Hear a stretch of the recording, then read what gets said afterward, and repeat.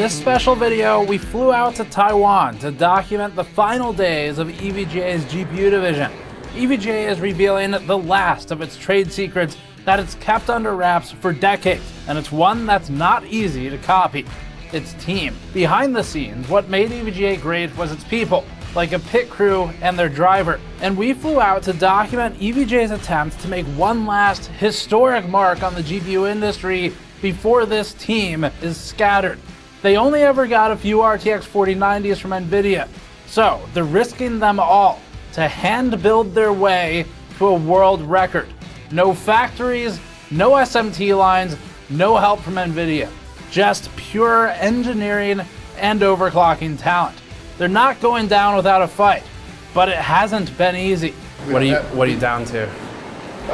We're down to 1 + 0. It's hard to explain in English for me, so yeah, let me try. Even at the final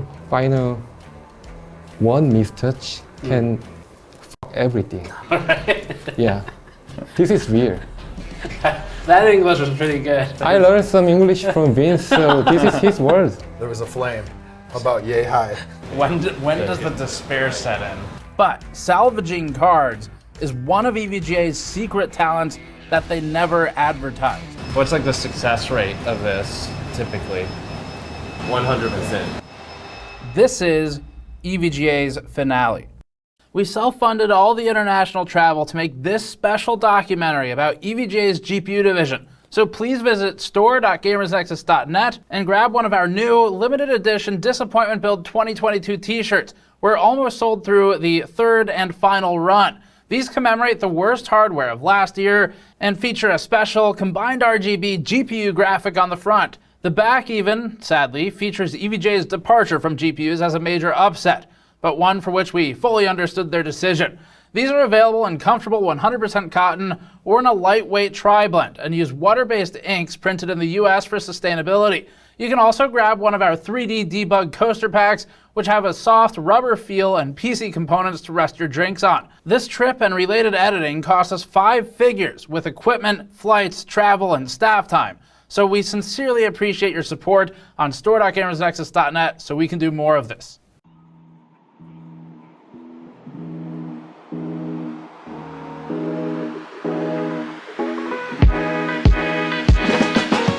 Our goal today is to do this team justice and give a final, comprehensive look at how EVGA operated its GPU division. We traversed tunnels under the offices, some of us using more dangerous modes of transit than others. You were riding your e-bike down here? Yeah. It's a good spot.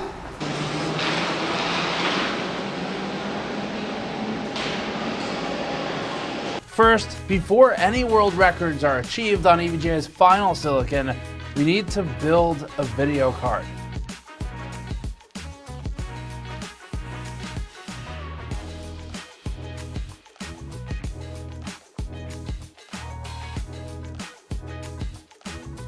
We're back with Vince, Kingpin again from EVGA. All these wires are basically just going to the read points and the voltage controllers for each rail. Okay. So the voltage can be adjusted. Normally there's another team that works on these, right? Obviously Tin and myself worked on Kingpin. With Tin from the EVGA lab, I guess you look at like a Kingpin PC. When I knew that they had this card, of course, hey, let's start the process, let's check it out. So we provisioned all the rails and stuff, and then I started overclocking it right away, and obviously I saw a lot of the power issues in the stock BIOS. Yeah, limitations, right? Yeah, and so we're working through that right now. And I was just checking out the thermals with the Fluke gun, looking at the card, looking at the hot spots. This area is red hot, man, red hot. So like, for me, I don't understand, like as a vendor, why you would want to put the input power here. It makes no sense. Like the end of the card is really where it should be. I see you're running the memory without any heat spreaders. It does just not need it, or? It's actually kind of annoying, man. This RGB just blinds me, right? If you stare at it long enough, you start seeing colored spots everywhere. Other than being annoying, no.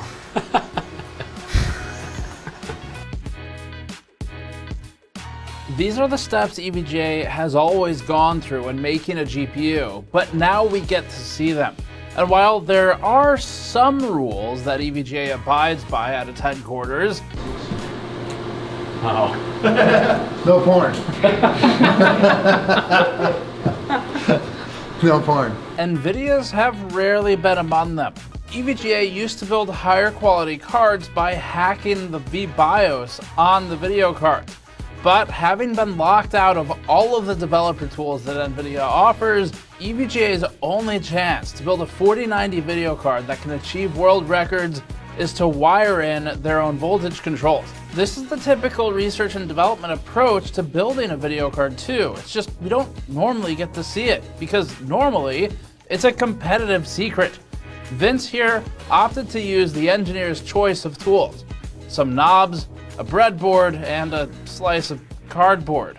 All the rails on the card, the voltage rails, are provisioned for overvoltage. Right. So we have NV, VDD, we have frame buffer voltage, we have PEX, 1.2 and 1.8 volt.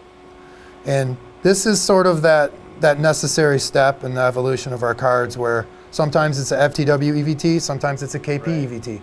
We will provision the card just like this. I'll test all the rails, see what the card needs, and then we know how to build the retail card. And that's what Vince wanted to talk about, where Vince used to be the team's driver. These days, he's more of the engineer, but he's handpicked 3 successors to his overclocking domination. Lumi, hitting world record memory overclocks with EVGA's brand new Z790 classified and dark motherboards.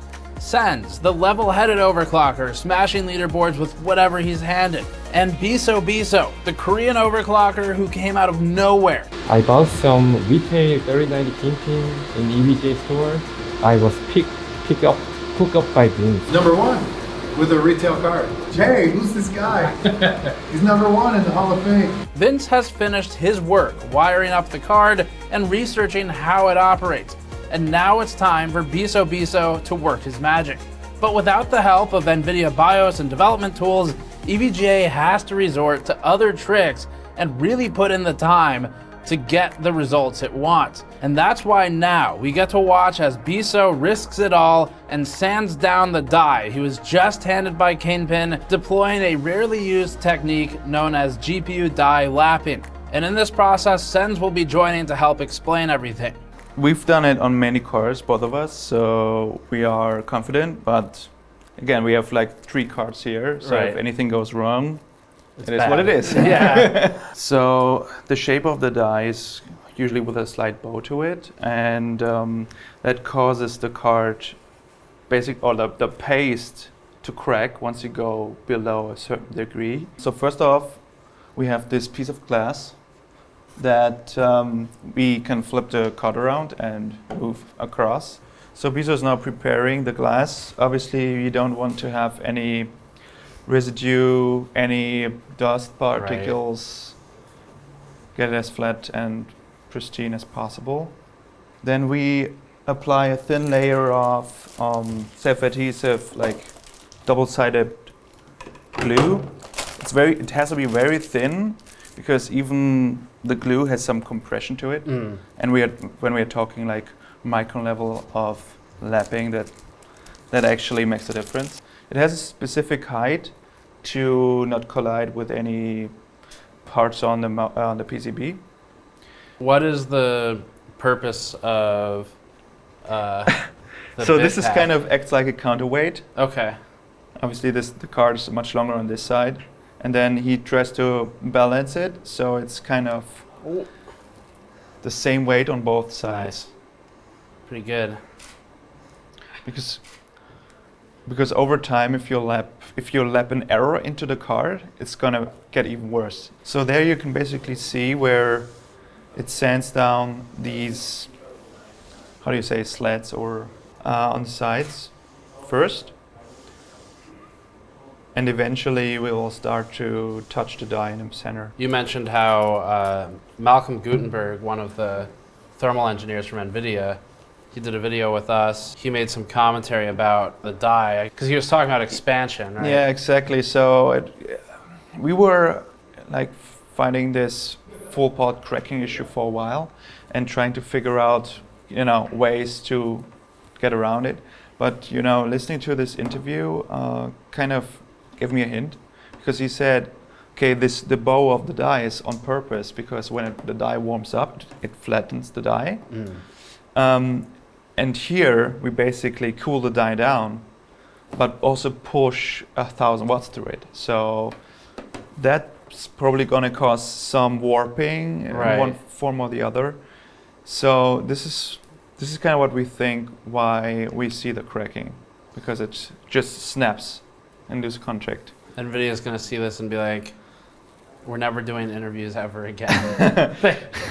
Yeah, we also focus to keep the perfect flatness, but it's really easy to make a mistake. Right. So, this GPU die is so weak. So at that time, I left for more than over 8 hours. So I was so tired. Right. So I lose my concentrate at the end. So I tilted a lot at very last touch. So I fucked everything. Although we don't have footage of Biso fucking everything, YouTube probably wouldn't allow it anyway, we do have footage of him doing this for a while. The process took a few hours. We have a 20-minute cut of the full interview uploaded as a Patreon exclusive over on patreon.com/gamersnexus. You can get access to all the minute details and the knowledge that these experts want to share while supporting us and the expense of this trip at the same time. To condense the rest of it, all of this is actually necessary. EVGA can't just jump to the top by binning hundreds of GPUs anymore and using a custom vBIOS. They have to use every retail technique that any of us would use in the book instead. The company's gone full circle. Its GPU division is closing the same way that it began. Sweat and silicon.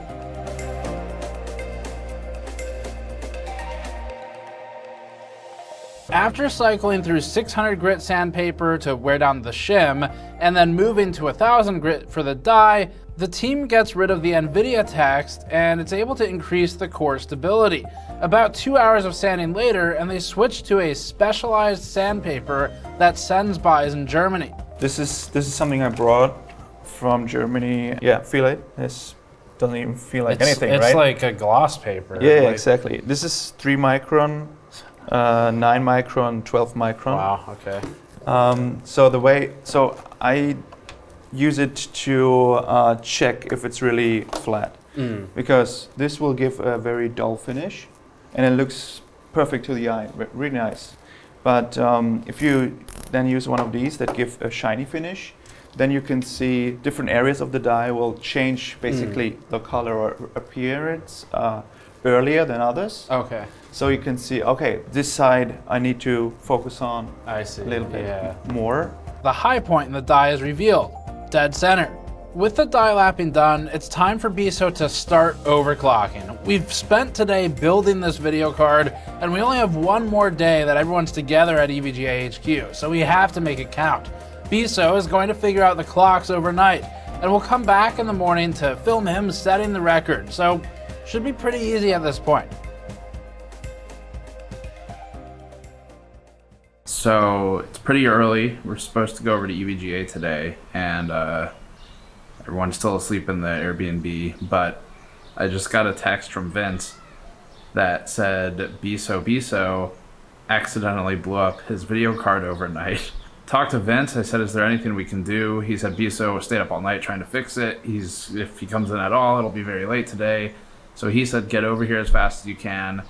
I'm going to take you to the repair center, and you can see behind the scenes of how we fix these problems for customers and how we built custom cards. So it's a good opportunity. It's just not one we were expecting right now. We're gonna try and get over there before Biso's awake and try and recover this for EVGA.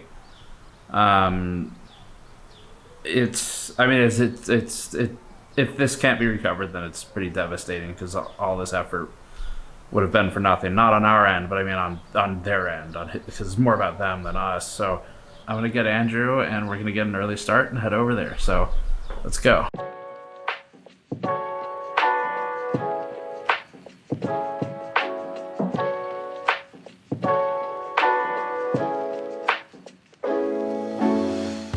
the hell happened to the faces on this, Vince?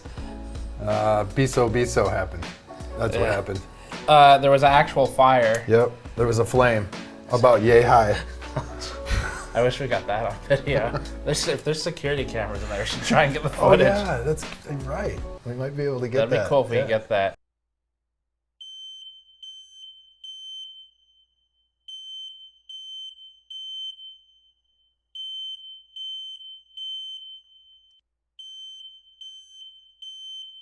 Problem is, this GPU core is actually really good. Very good, and he's already, you can see he's already spent a lot of time lapping it, so we're gonna try to pull it off and put it on another PCB for him. Yeah, this is gonna be a really cool video. Yeah, and we've been through this song and danced a few times, actually. This is how they customize a lot of your cards for records. Too. Yep.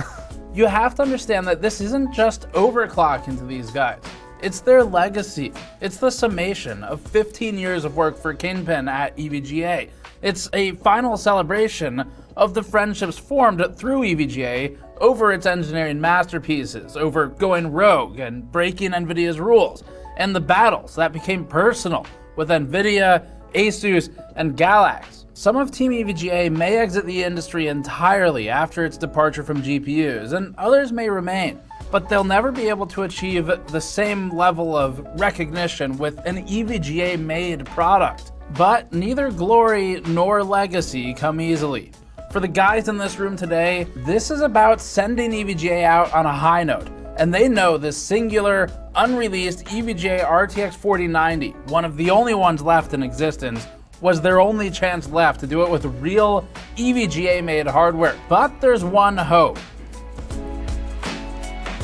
You have to go through the underground passageway. Okay. How many times have you done this, Vince? Run to the repair center. Many. Those guys have saved me so many times. They can fix almost anything, dude. They can even swap memory ICs. Like if my memory IC, if like the card has one bad memory IC on or something, I'll tell them, try to find a better memory IC, put it on there. Sort the memory ICs. So I guess we're just walking underground between the two buildings right Yep. now. Cool. EVGA's repair center is still online with a now slimmed down skeleton group. There was a chance to make magic happen and see behind the curtain of one of the most skilled repair teams in the industry while the band is still together. What's the guy's name? Nick Young. That's my guy. I kissed this guy's ass. He's a good dude. It's been a while, man. He's been here since like 980 Ti Kingpin, I think. He's been here a while.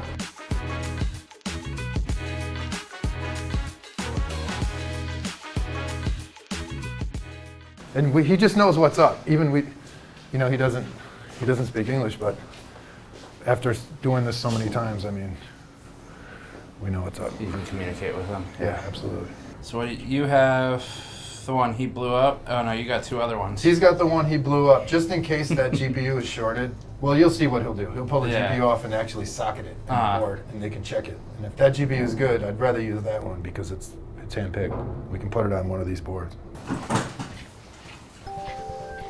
Okay, here, can we not record this part, at least? Okay. We're actually having a few different GPUs repaired here. One is the 4090, where we're taking pieces from 3 different boards and recombining them, and the others will be 3090 Ti's, because Biso is trying to set both dual and single GPU records, while EVGA's silicon is still modern. The reunion between Vince and his repair team is bittersweet, but it's a unique opportunity to meet the people who made it all possible. We only have 40 minutes until Biso arrives back at EVGA. Yesterday's results were depressing for the team, especially for Vince and for Biso. I already destroyed 2 cars, so I'm a little bit nervous. Yeah, stuff happens. Yeah. Stuff happens. And Vince and I both knew that Biso felt it the most and felt defeated after losing his cards. Our goal is to get them done before he's back so we can surprise him and give him the motivation he needs to complete this storyline for EVGA. Biso doesn't even know that the repair center is still running, so it should be a shock to him. So we're over here at the rework lab, and we have Biso's board, which We're not sure if the GPU is good on it, but we know there's 3 burn phases. So what we're going to do is we're going to pull the GPU off, we're going to reball it, and we're going to put it in a socket board to check it to make sure the GPU is okay first. If the GPU is okay, then we're going to mount it on one of these boards. So the first thing he's going to do is he's going to remove the GPU. OK， 那现在我们就是先上这个 BGA station， 那我们会加热到温度是大概230度，230到240度左右。230 degrees。所以大概那这个大概会做到5到6分钟。OK， 对，一个过程在5到6分钟。OK。5 or 6 minutes, 230 degrees. Yes. Yes. Okay. This is the nervous part. Why?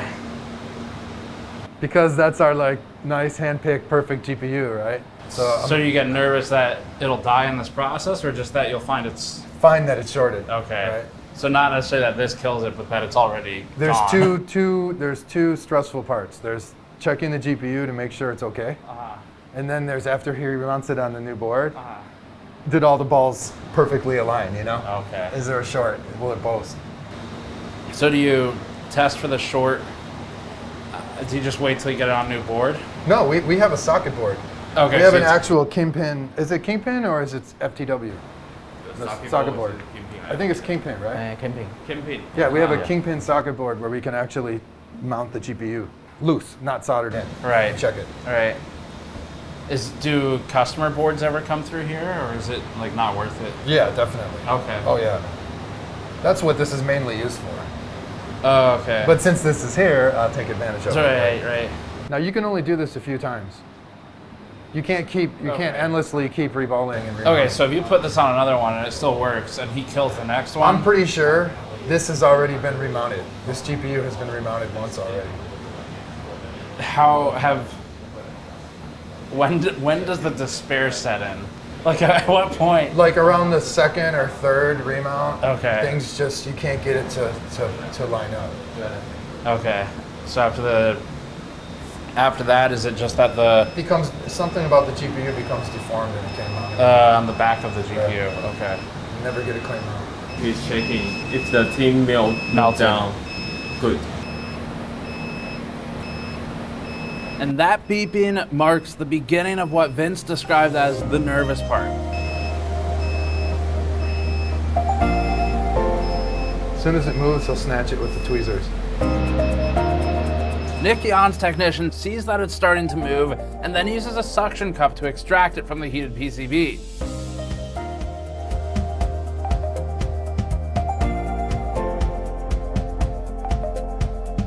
Before we realize what's happening, he wordlessly whisks it away to the next stage, which is cleaning. Like moving a patient from ER to OR, within 1 minute of extraction, the next technician starts cleaning the GPU. She first dunks it in a bath of cleaning fluid to remove any thermal paste, then wipes it down carefully to remove liquefied solder from the prior step. After wiping it down, she moves the GPU to the hot plate that heats the GPU through the silicon.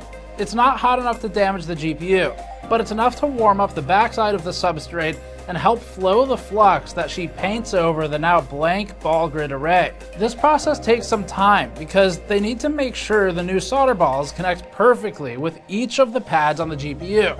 Next, the technicians socket the GPU into a custom fixture that EVGA built. The fixture is just to hold it in place and protect the core, but she needs to do this while tinning the array of pads on the back. The process only takes a couple minutes. And then they use a wick to carefully go back through and flatten the array as the GPU is prepared to receive new solder balls. And now for the interesting part. This process is called reballing, and it uses a mask, sort of like a silk screen. The screen encases the GPU and exposes only the tinned pads. And then the technicians pour hundreds of solder balls onto the screen, which will eventually resecure the GPU to the PCB. A little bit of light shaking allows the solder balls to settle into their new homes, with the excess being reused for the next one. With at least 6 of these prepped, she puts them onto a tray and into a small oven. They bake in the oven for no more than a minute or 2. This is how EVGA managed to keep its cross-shipping and its warranty program so good. They could reclaim hundreds of dollars of cost. The most expensive part of the video card is the GPU, and they could repurpose a perfectly good GPU from a PCB with a blown MOSFET. Once the bake is finished, the GPU is taken to an ultrasonic cleaner to get a deep cleanse, where cavitation bubbles are used to help burst small pieces of debris off the GPU core. After this process, just as soon as the process began, Nick Yan, the lab lead here, instructs the GPU to be taken away and to a socket board for testing. While all of this was happening, simultaneously and just behind us, the team had split 2 separate ways. The other technicians took the old PCB to a repair station to see if they could recover it, but Vince interrupted. Well, he doesn't have to, this board's trash. You don't have to do anything with it. Yeah, when you see flame like that and it's spectacular, the card's done. There's no way it can keep going. It's garbage. DRM 已经坏了。 No, okay. You usually can't replace the MOSFET. Okay, you saved our time. With that clarified, it's time to get shit done. The GPU repair team cranks it into high gear and sets forth at a rapid pace to pull a dead GPU from a good PCB. They plan to use this later to mount Vince's best GPU on it after it's done in the socket tester. This team moves crazy fast. Vince isn't a repair tech, so he explains to us that just being here makes him anxious. Yeah, usually when I'm here, I'm just nervous. I'm Yeah. kind of like pacing around. This is a stressful place. But not for the repair team. They're used to it. The team's efficiency is genuinely inspiring. They pull the GPU and they start double checking the rails on the PCB. While they do that, we're told to rush back over to the GPU socket tester, and it's there that we're met with another heart-dropping discovery for Team EVGA. All right, cross your fingers. So I see a firmware check, I guess. Oh, he's removing the EEPROM. I think he's flashing it. Yeah. Come on, baby. If it's gonna fail, where is it normally? Here? Yeah.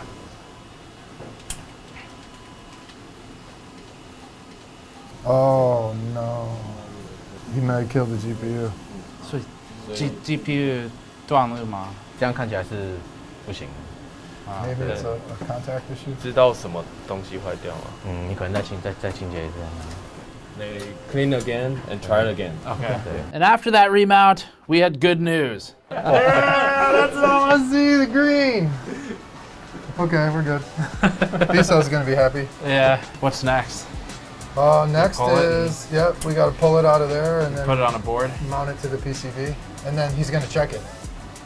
Still gotta check it. It make sure still has everything's to work, right? Yeah, it still has to work. Sometimes, You're not fully out of the woods yet. no, Yeah. sometimes that last step is a little bit hairy. Right. Okay. 准备好了. The team next stuck the GPU onto a good PCB, did a quick boot test, and immediately found it to be functional. That's what I want to hear. So a good PCB, maybe good GPU, probably good GPU. Probably. So we're in business now. Yeah. Now you can breathe a little. That's what I want to hear. I wait for this news.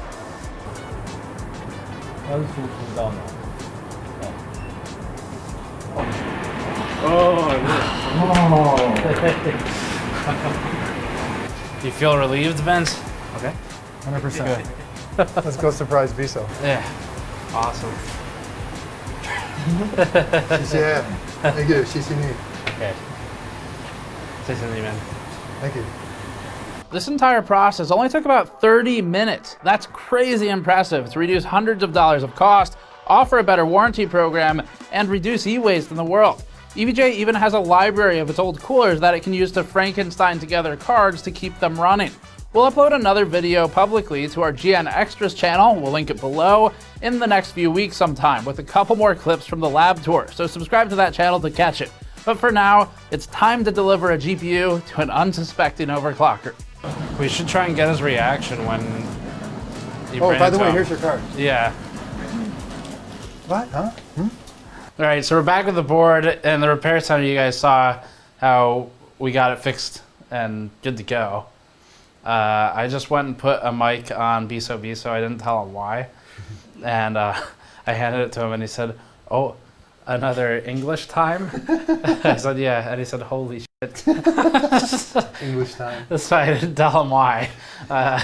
So I'll let you lead the way. He's Okay. up. He's getting nervous. We're going to surprise him with this card. He's on his spot on stage. So Now he can bench again. He said he figured out his issue. Something with the OS, why his score was slightly off. So yeah, he's like, God, I could get that record if I just had the second card. yeah, there it is. Yeah. Oh.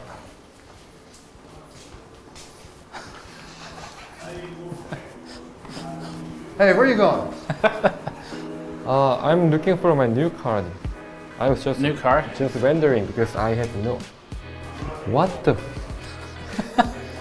How did you do that? Oh my gosh. Magic, man. Can I kiss you? No, No? no kisses. Oh, you're married. Okay. I'm a married man. Okay. Wow. What happened? So we took it to the repair center Oh, really? to fix it next door. Uh-huh. And they took your GPU, Oh, is this my GPU? your Yep, GPU. that's your GPU. It's lapped. It's lapped. It just has grease on it. Oh my gosh.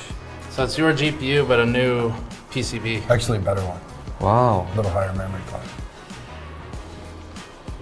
This is so fast.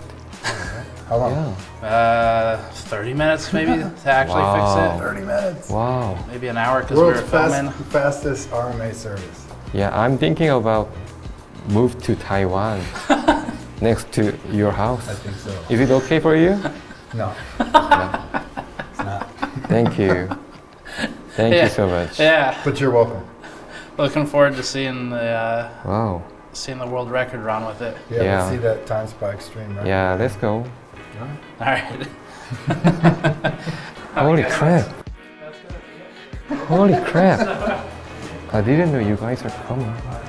Using this carefully crafted GPU, Biso and Sens need to hit 11,680 points to get first place in 3D Mark Speedway. We're about to witness the send-off, the last shining spark for EVGA's GPUs in a bittersweet way, but it's one hell of a middle finger to the rest of the board partners and to NVIDIA.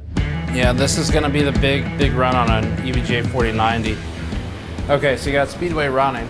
So we are now at minus 90C, probably 1.2 volts on the core, 1.4 volts on the memory. The others we don't even touch. Usually we would kind of explore their impact, but since we are down to one Risky, sample, right? yeah. Did it crash or did it complete?